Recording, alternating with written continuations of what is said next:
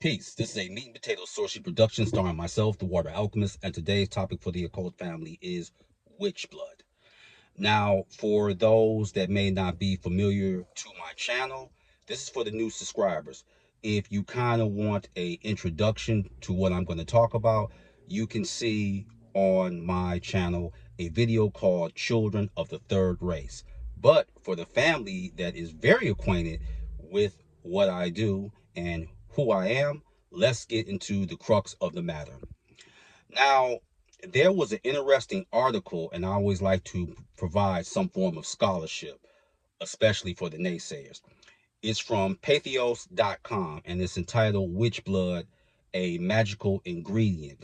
And it really talks about how the concept of people who are witches or sorcerers have a particular gene in them.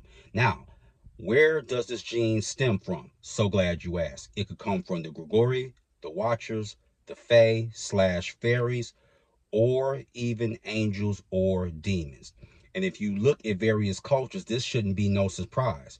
You can even go back to a book called Chariots of the Gods by Eric von Daniken, written in 1969. So this could go way beyond, anything that's up to par, because we got to keep in mind magic back then was a form of science.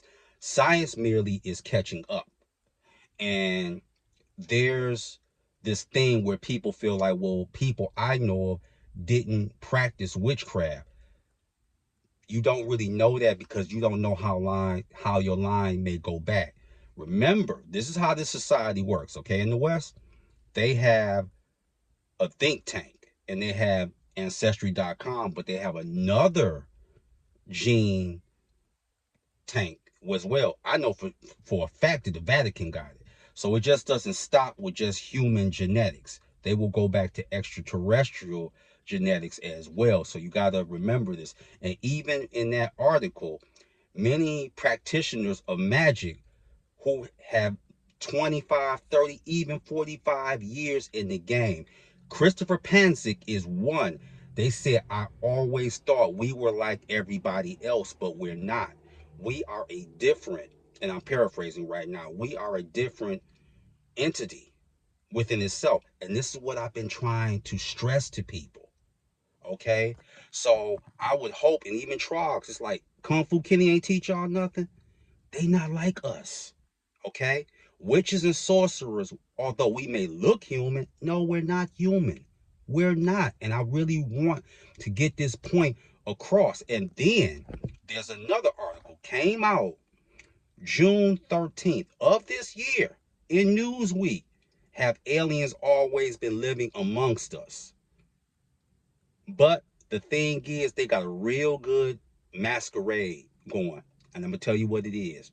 They know since the 21st century, the IQ has dropped. So you just basically want to be inundated and overloaded with useless information. So they can put everything in front of you. And as Edgar Allan Poe said, the best way to hide something is to put it in plain sight. So the information is out there. So again, that's a good article, but 9 out of 10 witches are born. They are not made. Yes, you may have an anomaly, but if you're a witch or a sorcerer and you've always been practicing magic or just drawn to the occult, that's because there's a gene in you. And yes, we all know genes can skip sometimes. I'm gonna give you a perfect example. Another one. Michael Jordan's brother Larry is 5'8", but Michael Jordan is 6'6". So sometimes a gene can skip, and that's not by coincidence. When we deal with the occult and the arcane, we don't believe in coincidence. Never have, never will. So witch blood is a reality. So what some of the things that you can do?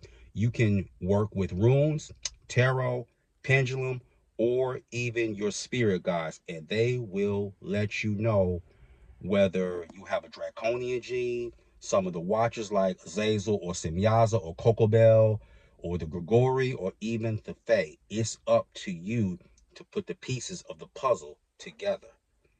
And as I have said, and I will always contend, I am happy for the witch blood that beats and runs through my veins as well as my heart. So with that, that is your meat and potato sorcery for the day. I am the Water Alchemist. Be water, my friends. Peace.